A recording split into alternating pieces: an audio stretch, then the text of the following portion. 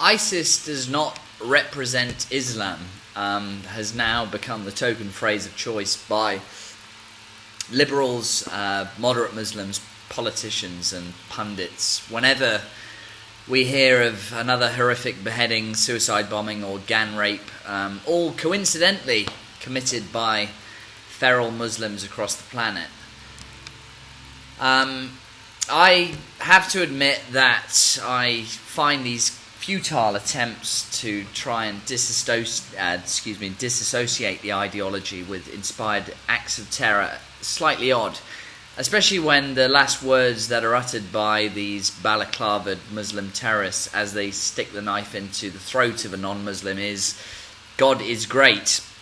I will be the first to admit, though, that on the whole, ISIS do not represent the behaviour of 1.5 billion Muslims across the globe. However, could it be that the reason for this is not because the peaceful majority, as they are commonly known, do not take their divine inspiration to be peaceful from the Quran, but instead, could it be that they simply choose to ignore the uncomfortable bad bits and pick and choose what parts of the religion they want to follow, at the same time claim to be practicing Muslims?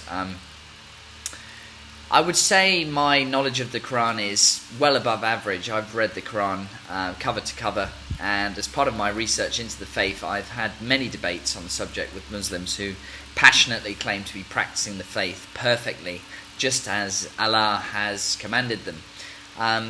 What I find particularly surprising during these discussions is that whenever I go into the less than savoury, gory details of the Prophet Muhammad's penchant for paedophilia, murderous rampages, sexual slavery of non-Muslims, and compulsive lying that was used to spread Islam in the founding years of the religion, it comes as quite a shock to them, which is particularly strange because the evidence of all this has been conveniently written down in a book called the Quran.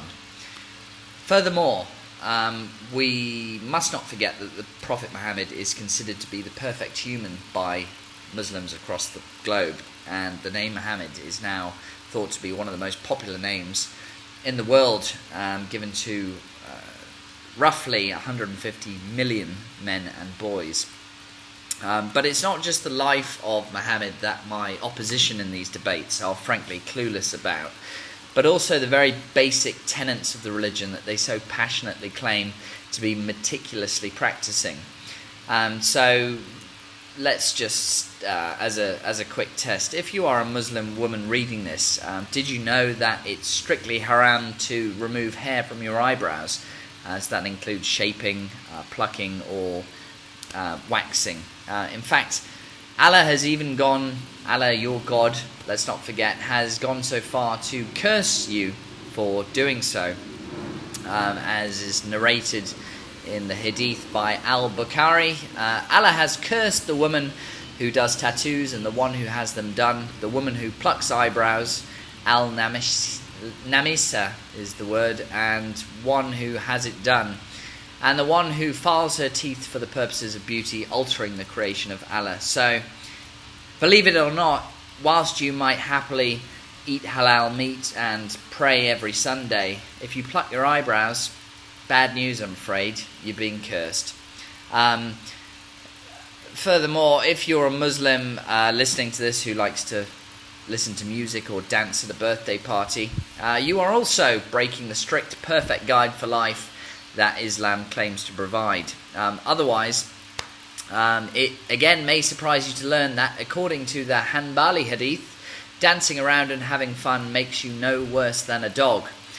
They are heavens, and the blood of one of them is like the blood of a dog, this particularly charming hadith says. Obviously, the cliched template response for pointing out these uncomfortable facts about Islam is that I have simply taken these verses out of context. But as yet, I've never been able to find a single person who can actually provide the peaceful or correct context for these verses. After all, it is much easier to simply label me a racist in a desperate attempt to shut down any more, justified questioning of Islam. after all. So with this in mind, let's look at ISIS in a little bit more detail, the primitive acts of violence that they dish out daily, and see if we can find any justifiable verses within the Quran or Hadiths that not just permit, but more worryingly encourage Muslims to carry out acts like this in the name of ever so merciful Allah. So throwing homosexuals off buildings, we saw that in the news recently, and that predictably caused loads of Muslims to say, well, that is not Islam. However, the fourth Caliph, Muhammad's son-in-law Ali, ordered a sodomite to be thrown off the minaret of a mosque. Others he ordered to be stoned. One of the earliest and most authoritative commentators on the Quran, Ibn Abbas, blended both of the approaches into a two-step execution in which the sodomite should be thrown from the highest building in town and then stoned. So, again, I hate to break it to you, but it's perfectly acceptable within Islam to carry out these disgraceful acts of murder. Raping Yazidi women and taking non-Muslims as sex slaves. Again, I hear liberals cry, that is not Islam. Islam means peace. Well, the Quran sadly says differently, because in verse 33:50, O Prophet, we have made lawful to thee thy wives to whom thou hast paid their dowers, and those slaves whom thy right hand possesses out of the prisoners of war whom Allah has assigned to thee. This is actually just one of numerous verses. There are over 100 verses in the Quran that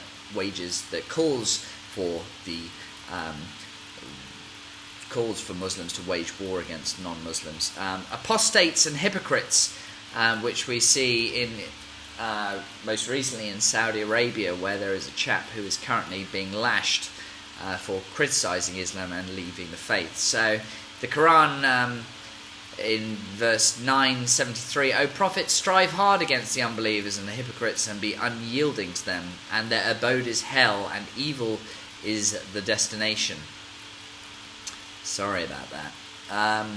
Dominating the world. This is something that Islam strives to achieve, is world domination, and for the world to live under the Sharia or Islamic law.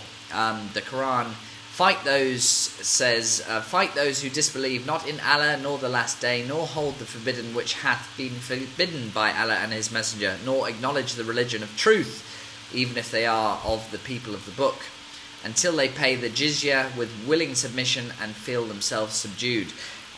Islam doesn't mean peace. Islam means submission. There is a miscontext in the word Islam. There is only ever going to be peace once you submit to Islam. That is what Islam stands for. Lying is something that is perfectly acceptable and condoned in the Quran. There is actually a word for it called taqiyya, and according to the Sharia, the body of legal rulings that defines how a Muslim should behave in all circumstances, deception is not only permitted in certain situations but may be deemed obligatory in others.